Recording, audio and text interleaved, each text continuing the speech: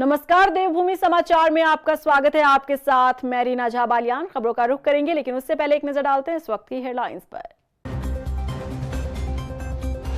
केंद्र में मोदी सरकार के 11 साल पूरे होने पर उत्तराखंड बीजेपी ने किया कार्यक्रम। 30 दिन का चलाया विशेष अभियान। मंत्री पदाधिकारी को सौंपी कमान। जगह जगह होगा सरकार की उपलब्धियों का गुणगान। योग दिवस पर आंगनवाड़ी केंद्रों में बच्चे करेंगे योगासन। बचपन से ही बच्चों की दिनचर्या में योग को शामिल करने के लिए सरकार ने उठाया कदम। मंत्री रेखा आर्य ने अधिकारियों को दिए निर्देश। राज्य की पंचायतों में 31 जुलाई तक बढ़ा प्रशासकों का कार्यकाल। अधिकारियों को सौंपा कामकाज। पंचायतों में जल्द लागू होगा आरक्षण। सौंपी जा चुकी रिपोर्ट। चुनाव में हुई देरी तो कांग्रेस करेगी आंदोलन। और जाम से निपटने की तैयारी। कमर्शियल वाहनों पर आरटीओ कर रहा निगरानी। सीसीटीवी से कटेंगे नियम ना मानने वाले विक्रम। बस और ऑटो चालकों के चालान। और चलिए अब बुलेटिन की शुरुआत कर लेते हैं। देश की सत्ता पर काबिज मोदी सरकार ने 11 साल का कार्यकाल पूरा कर लिया है। बीते इन 11 सालों में जहां पीएम मोदी ने देश भर में विकास के लिए कदम बढ़ाए, तो वहीं देवभूमि उत्तराखंड से भी उनका विशेष लगाव समय समय पर देखने को मिला है।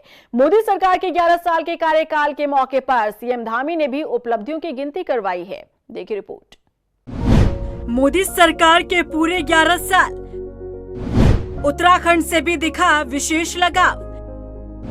प्रदेश में टूरिज्म को बढ़ाने का पीएम मोदी ने किया प्रयास। देश की बागडोर संभालते हुए मोदी सरकार को पूरे 11 साल बीत चुके हैं। 2014, 2019 और 2024 में देश की सत्ता की चाबी मोदी सरकार को मिली। बीते 11 सालों में देश के हर वर्ग के लिए सरकार द्वारा कई बड़े कदम उठाए गए। यही कारण रहा कि तीसरा टर्म भी मोदी सरकार को मिला। बीते 11 सालों में उत्तराखंड से पीएम मोदी का विशेष लगाव भी सबके सामने आया। इतना ही नहीं, पीएम मोदी ने तो उत्तराखंड को अपना दूसरा घर तक बताया। प्रधानमंत्री नरेंद्र मोदी को उत्तराखंड से कितना लगाव है, इसका अंदाजा इस बात से लगाया जा सकता है कि पीएम मोदी उत्तराखंड आने का कोई भी मौका नहीं छोड़ते। देश की सत्ता संभालने के बाद पीएम मोदी जितनी बार उत्तराखंड आए, इतना ही शायद वो किसी दूसरे छोटे राज्य गए हों। साल 2014 में नरेंद्र मोदी पहली बार देश के प्रधानमंत्री बने। इन 11 सालों में पीएम मोदी करीब 12 बार उत्तराखंड आ चुके हैं। मोदी सरकार के 11 साल के कार्यकाल को लेकर बीजेपी कार्यक्रमों का आयोजन कर रही है। देहरादून में भी कार्यक्रम का आयोजन किया गया, जिसमें उत्तराखंड के मुख्यमंत्री पुष्कर सिंह धामी पहुंचे और उन्होंने 11 साल में मोदी सरकार की उपलब्धियों की गिनती करवाई। हम राजनीति के उस ऐतिहासिक कालखंड के एक महत्वपूर्ण पड़ाव के पूर्ण होने के अवसर पर यहाँ पर उपस्थित हुए हैं, जिसमें आदरणीय प्रधानमंत्री जी के नेतृत्व में आज भारत दुनिया की एक बहुत बड़ी वैश्विक शक्ति बना है। सक्षम, समृद्ध और आत्मनिर्भर राष्ट्र के रूप में स्थापित हुआ है। आज पूरी दुनिया भारत को आशा भरी निगाहों से देख रही है और पूरी दुनिया का केंद्र बिंदु आज भारत बन गया है। और ये 11 वर्षों का कालखंड आदरणीय प्रधानमंत्री मोदी जी के नेतृत्व में जो चला है, इसको स्वर्ण अक्षरों से अंकित किया जाएगा। इस कालखंड में विकसित भारत और आत्मनिर्भर भारत के संकल्पों को सिद्धि तक पहुंचाने के लिए अनेक महत्वपूर्ण प्रयास हुए हैं। पीएम मोदी जब उत्तराखंड पहुंचे, तब उन्होंने यहाँ के उत्पादों, टूरिज्म को बढ़ावा दिया, जिससे प्रदेश को जबरदस्त फायदा हुआ। पीएम मोदी ने अपनी हर यात्रा में उत्तराखंड की कला, संस्कृति, वस्तु, टूरिस्ट प्लेस, मंदिरों को प्रमोट किया, उन्हें दुनिया के सामने लेकर आए, जिससे उन जगहों और चीजों को नई पहचान मिली। पीएम मोदी के उत्तराखंड आने का सिलसिला साल 2017 के विधानसभा चुनाव से शुरू हुआ था, जिसका असर ये हुआ कि साल 2017 के विधानसभा चुनाव में बीजेपी को प्रचंड बहुमत हासिल हुआ। 2017 में अपनी एक विशेष यात्रा पर पीएम मोदी केदारनाथ धाम आए। प्रधानमंत्री मोदी 30 अक्टूबर 2017 को एक बार फिर से केदारनाथ धाम पहुंचे। इस दौरान उन्होंने केदारनाथ में बन रही गुफा के बारे में देश और दुनिया को बताया। खुद भी रात्रि विश्राम करके सुखद और सुरक्षित यात्रा का संदेश उन्होंने दिया। अंतर्राष्ट्रीय योग दिवस के मौके पर भी पीएम मोदी उत्तराखंड पहुंचे थे। 21 जून 2018 को योग दिवस का कार्यक्रम देहरादून के FRI में हुआ। पूरी दुनिया ने FRI की खूबसूरत इमारत को देखा। देश दुनिया में योग राजधानी के नाम से मशहूर ऋषिकेश को भी प्रमोट किया। इसके बाद प्रदेश सरकार ने भी उत्तराखंड के तमाम जिलों में योगा सेंटर शुरू किए, जिससे आज कई लोगों को रोजगार मिल रहा है। 7 नवंबर 2018 को फिर से PM मोदी ने केदारनाथ का प्लान बनाया। यहाँ पर चल रहे पुनर्निर्माण कार्यों का निरीक्षण कर धाम में पूजा अर्चना की। इस दौरान PM मोदी ने भोले के भक्तों को भी केदारनाथ आने का न्योता दिया था। 5 नवंबर 2021 को फिर से प्रधानमंत्री मोदी ने केदारनाथ और बद्रीनाथ धाम का दौरा किया। आपदा के बाद केदारनाथ और बद्रीनाथ पूरी तरह से बदल चुका है, ये संदेश पूरी दुनिया को PM मोदी ने दिया। PM मोदी ने साल 2019 में जिम कॉर्बेट नेशनल पार्क की भी सैर की। PM मोदी यहाँ एक डॉक्यूमेंट्री शूटिंग के लिए पहुंचे थे। PM ने दुनिया को बताया कि उत्तराखंड आध्यात्मिक के साथ साथ नेचर के मामले में भी समृद्ध है। जिम कॉर्बेट पार्क में सैलानियों की संख्या में काफी बढ़ोतरी देखी गई, जिससे यहाँ रोजगार के नए अवसर भी खुले। उत्तराखंड के आदि कैलाश में भी PM मोदी 12 अक्टूबर 2023 को आए। पहले यहाँ आदि कैलाश के बारे में बहुत कम लोगों को जानकारी थी और नाम मात्र ही भक्त यहाँ पहुँच पाते थे, लेकिन PM मोदी के यहाँ पहुँचने के बाद अब बड़ी संख्या में भक्त आदि कैलाश पहुँच रहे हैं। PM ने गढ़वाल के साथ साथ कुमाऊं के धार्मिक स्थलों को भी प्रमोट किया और उनकी ब्रांडिंग की। PM मोदी के दौरे के बाद चीन सीमा पर बसे सीमांत गांवों को भी नई पहचान मिली। उत्तराखंड में इन्वेस्टर्स समिट का आयोजन किया गया था, जिसका शुभारंभ खुद PM मोदी ने किया। PM मोदी ने तब लोगों से अपील की थी कि वो अपने घर की एक शादी उत्तराखंड में जरूर करें। इसके बाद से ही उत्तराखंड सरकार ने त्रियोगी नारायण, औली और रामनगर में वेडिंग डेस्टिनेशन के लिए कई तरह की सुविधा भी देनी शुरू की। आज देश विदेश के कई लोग उत्तराखंड में आकर शादियां कर रहे हैं। 28 जनवरी 2025 को राजधानी देहरादून में 38वें नेशनल गेम्स का भव्य उद्घाटन किया गया। इस दौरान PM मोदी ने देश भर के लोगों को मोटापा घटाने और स्वस्थ रहने का भी मंत्र देवभूमि से ही दिया था।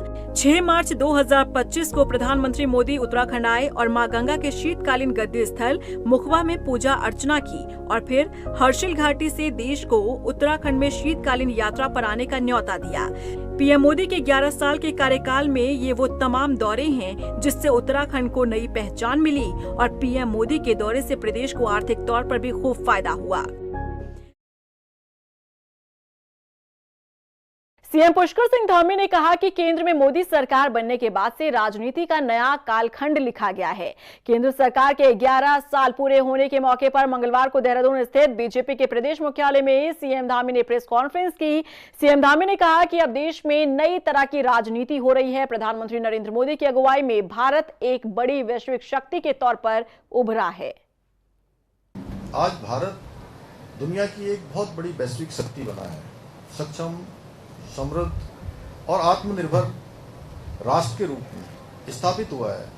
आज पूरी दुनिया भारत को आशा भरी निगाहों से देख रही है और पूरी दुनिया का केंद्र बिंदु आज भारत बन गया है।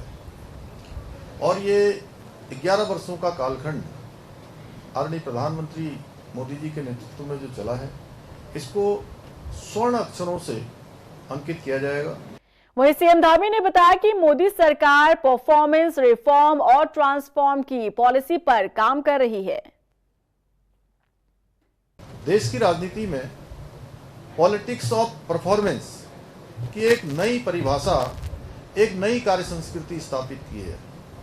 आदरणीय प्रधानमंत्री मोदी जी के नेतृत्व में अब सरकार का अर्थ बदल गया है। अब सरकार रिफॉर्म, परफॉर्म एंड ट्रांसफॉर्म की भावना से संचालित होती है, जिसमें जन भागीदारी शासन की आत्मा बन चुकी है।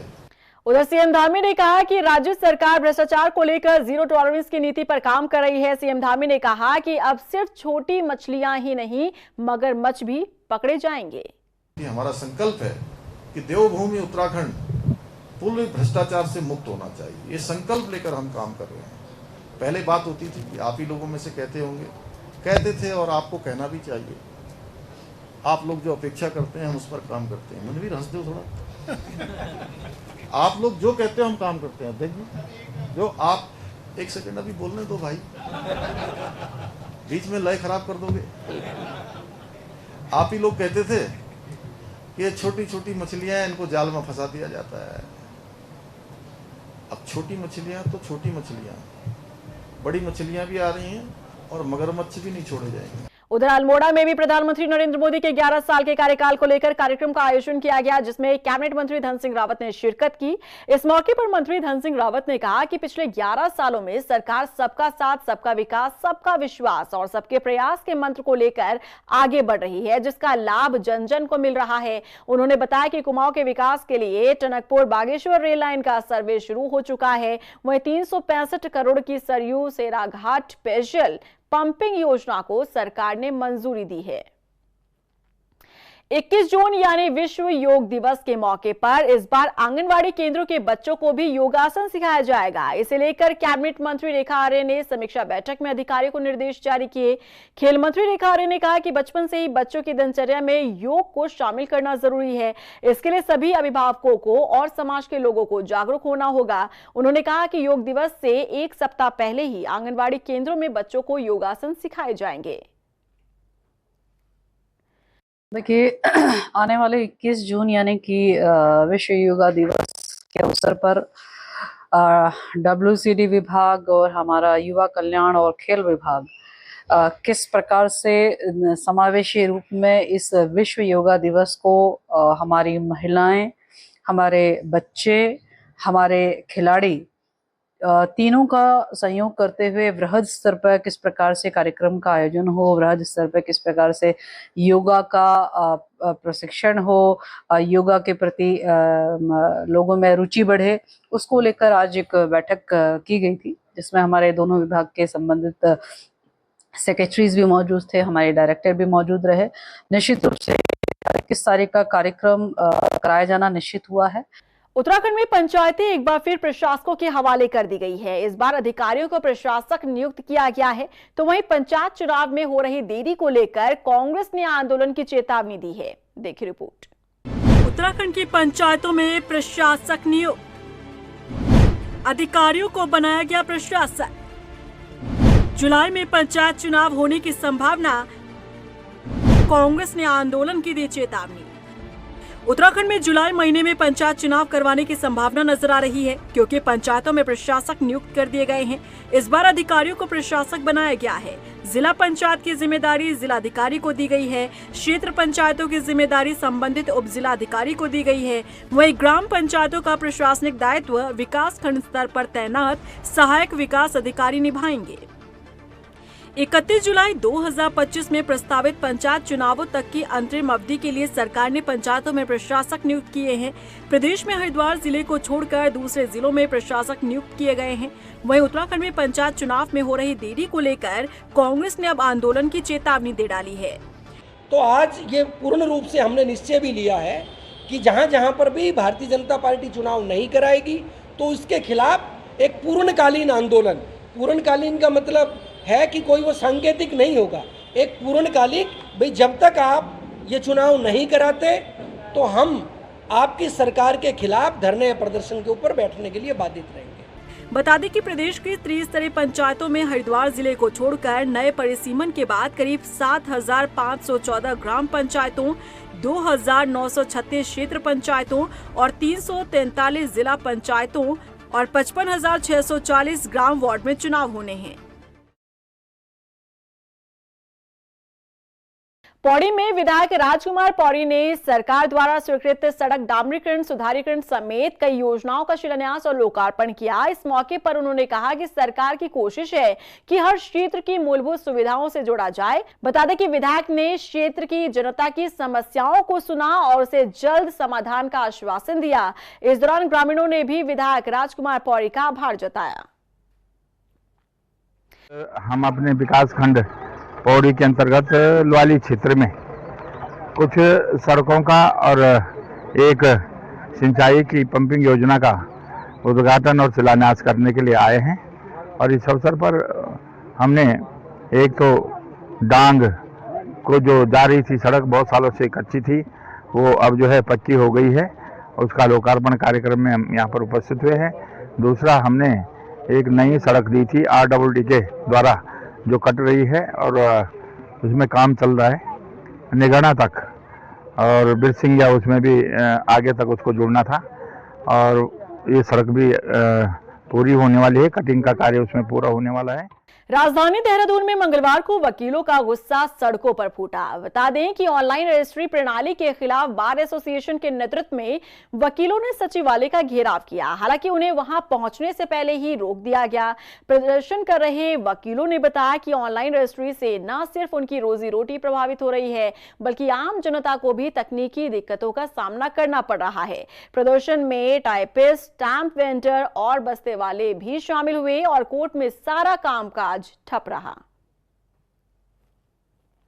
जो हमारे एक तरह का अंधेरा छाएगा, लेकिन जो आम जनता है वो भी त्रस्त हो जाएगी। पहले भी पूर्व में भी इस तरह का पोर्टल चलाया गया था, उसमें भी जो रजिस्ट्रियां हुई उसमें आज तक कई लोगों को रजिस्ट्रियां नहीं मिली। इस तरह का ऑनलाइन प्रक्रिया से जो कानूनी विधिक प्रक्रिया, जो औपचारिकताएं हैं, वो सारी औपचारिकताएं को दरकिनार करके वकीलों का भी हित का हनन करके ये कानून लाया गया है। लोग इससे बहुत ज़्यादा परेशान होंगे। नए अधिवक्ता की जितनी भी आजीविका है वो खत्म हो जाएगी, बेरोजगारी बढ़ेगी। हर साल की तरह इस साल भी 15 जून को कैंची धाम का स्थापना दिवस मनाया जाएगा, जिसमें देश विदेश से हजारों श्रद्धालुओं के पहुंचने की उम्मीद है। ऐसे में हल्द्वानी से कैंची धाम तक यातायात व्यवस्था और श्रद्धालुओं के लिए ट्रैफिक जाम प्रशासन के लिए सबसे बड़ी चुनौती है। इन्हीं व्यवस्थाओं को देखते हुए जिला प्रशासन ने इस बार कई बड़े फैसले लिए हैं, जिनमें कैंची धाम आने वाले श्रद्धालुओं को काठ गोदाम और हल्द्वानी रोडवेज स्टेशन और शटल सेवा से भेजा जाएगा। इसके अलावा 2 पहिया वाहन भी 15 जून को कैंची धाम तक नहीं जा पाएंगे। सिटी मजिस्ट्रेट की माने तो प्रशासन ने 100 वाहनों का इंतजाम किया है। जो हमें निर्देश मिले हैं उसके द्वारा ये कहा गया है कि पूर्व की भांति इस बार भी काठगोदाम रेलवे स्टेशन और हल्द्वानी जो हमारा रोडवेज स्टेशन, केमो स्टेशन है, वहाँ से मेले के दृष्टिगत शटल सेवाएं चलाई जाएंगी और लगभग इस दोनों स्थानों से 100 बसों का हम लोग व्यवस्था कर रहे हैं। और इसमें एक अलग कलर कोड की भी इस बार निर्देश प्राप्त हुए हैं। और इसमें चूँकि हमारा जो रेलवे एडमिनिस्ट्रेशन है उसके साथ भी समन्वय स्थापित हुआ है। जो फोरनून है उसमें करीब 6 ट्रेन आती हैं, तो जब भी उनके यहाँ पहुँचने का समय होगा उसी के अनुसार वहाँ पर बसों की व्यवस्थाएं सुनिश्चित करने के लिए भी परिवहन विभाग को निर्देश दिए गए हैं। और इसी तरह जो वापसी का है, आफ्टरनून में चूँकि लोग वापस भी जाएंगे तो उस समय भी बसों की उपलब्धता सुनिश्चित करने के लिए सभी को निर्देश दिए गए हैं। रुड़की सिविल लाइन कोतवाली पहुंचे आईजी गढ़वाल राजीव स्वरूप ने एसपी देहात और सीओ सहित कोतवाली प्रभारियों के साथ बैठक की। इस दौरान उन्होंने चारधाम यात्रा को लेकर चर्चा की। उन्होंने बताया कि मुस्तैदी के साथ पुलिस काम कर रही है। उन्होंने बताया कि चारधाम यात्रा में कुछ ऐसे असामाजिक तत्व आ रहे हैं जिसे लेकर अब ऑपरेशन लगाम शुरू किया गया है, ताकि उन्हें देवभूमि की मर्यादा का पाठ पढ़ाया जा सके। देखिए, अभी जैसा आप सभी अवगत हैं कि अभी हमारी चारधाम यात्रा जो है वो चरम पे चल रहा है। साथ साथ उसके साथ में जो ग्रीष्मकालीन पर्यटक हैं वो भी यहाँ पे भारी संख्या में आ रहे हैं, तो निश्चित तौर पर ये रुड़की क्षेत्र में काफ़ी वो ट्रैफिक का दबाव रहता है, जिसको हम लोग अपनी ड्यूटी हमने बढ़ाई हैं। साथ साथ जो बॉटलनेक्स हैं वहाँ पे हमने उसको क्लियर करवाया है। साथ साथ जो हाईवे पे जो गाड़ियाँ जो खड़ी रहती हैं जिससे कि ट्रैफिक में व्यवधान होता है, उसके खिलाफ भी हम लोग कार्रवाई कर रहे हैं। साथ साथ काफ़ी संख्या में पर्यटक आ रहे हैं। पर्यटक के साथ में कुछ ऐसे भी असामाजिक तत्व जो आ रहे हैं जो कि यात्रा में, चाहे वो ग्रीष्मकालीन या पर्यटन हो या चारधाम की यात्रा हो, उसमें कुछ व्यवधान करते हैं, हुड़दंग करते हैं। उसके खिलाफ भी रेंज लेवल से ऑपरेशन लगाम हमने उसकी शुरुआत की है। हरिद्वार रुड़की विकास प्राधिकरण पर आजाद समाज पार्टी के हंगामा काटने के बाद पुलिस ने कार्रवाई की है। बता दें कि एचआरडीए के कर्मचारी की शिकायत पर 10 लोगों के खिलाफ मुकदमा पंजीकृत किया गया। एसपी देहात शेखर चंद सुयाल ने बताया कि सोमवार को आजाद समाज पार्टी लोगों ने एचआरडीए भ्रष्टाचार को लेकर विरोध किया। इस प्रदर्शन में पार्टी के नेताओं ने आपा खो दिया। बता दें कि घटना की निंदा कांग्रेस ने भी की है। उसने प्रदर्शन के तरीके को गलत ठहराया है। देखिए, कल थाना रुड़की में एक तहरीर प्राप्त हुई। उस तहरीर के आधार पर वहाँ बलवा, सरकारी कार्य में बाधा, इस प्रकार के तथ्य उस कंप्लेन में थे और उनकी पुष्टि भी उसमें एफआईआर दर्ज कर दी गई है। आगे विवेचना चल रही है। जो लोग थे उनका चिन्हीकरण करके किसकी क्या भूमिका है उसके हिसाब से आगे लीगल कार्रवाई की जाएगी। देखो, ये तो सब लोगों को पता है कि एचआरडीए में कहीं ना कहीं बड़े पैमाने पर कुछ गलतियां हैं और भ्रष्टाचार भी है, क्योंकि महक सिंह एक पार्टी के प्रदेश अध्यक्ष हैं, तो राजनीति में हमें अपनी बात रखने का, अपने साथियों के साथ जाके बात रखने का एक मर्यादा है, एक प्रोसीजर है, एक तरीका है। उन्हें अगर अपनी बात रखनी थी तो लिखित में उन्हें एक वहाँ अपना ज्ञापन देना था। मंगलवार को घनसाली के मांद्रा बासर गांव में त्रिदेवों का अनुष्ठान हुआ, जिसमें ग्रामीणों ने गांव की सुख समृद्धि के लिए ईश्वर से कामना की। बता दें कि इस मौके पर बड़ी संख्या में प्रवासियों के साथ ही अप्रवासी भी पहुंचे, जिससे गांव गुलजार हो गया। उधर ग्रामीणों ने बताया कि मांद्रा गांव पलायन की मार झेल रहा है, लेकिन पिछले कई सालों से मनाया जा रहा ग्रामोत्सव कार्यक्रम पलायन कर चुके लोगों को भी उसमें बुलाया जा रहा है। और इसी के साथ फिलहाल इस बुलेटिन में बस इतना ही, लेकिन चलते चलते एक नजर डालते हैं इस वक्त की हेडलाइंस पर। केंद्र में मोदी सरकार के 11 साल पूरे होने पर उत्तराखंड बीजेपी ने किया कार्यक्रम। 30 दिन का चलाया विशेष अभियान, मंत्री पदाधिकारी को सौंपी कमान, जगह जगह होगा सरकार की उपलब्धियों का गुणगान। योग दिवस पर आंगनवाड़ी केंद्रों में बच्चे करेंगे योगासन। बचपन से ही बच्चों की दिनचर्या में योग को शामिल करने के लिए सरकार ने उठाया कदम, मंत्री रेखा आर्य ने अधिकारियों को दिए निर्देश। राज्य की पंचायतों में 31 जुलाई तक बढ़ा प्रशासकों का कार्यकाल, अधिकारियों को सौंपा कामकाज। पंचायतों में जल्द लागू होगा आरक्षण, सौंपी जा चुकी रिपोर्ट। चुनाव में हुई देरी तो कांग्रेस करेगी आंदोलन। और जाम से निपटने की तैयारी, कमर्शियल वाहनों पर आरटीओ कर रहा निगरानी। सीसीटीवी से कटेंगे नियम ना मानने वाले विक्रम, बस और ऑटो चालकों के चालान।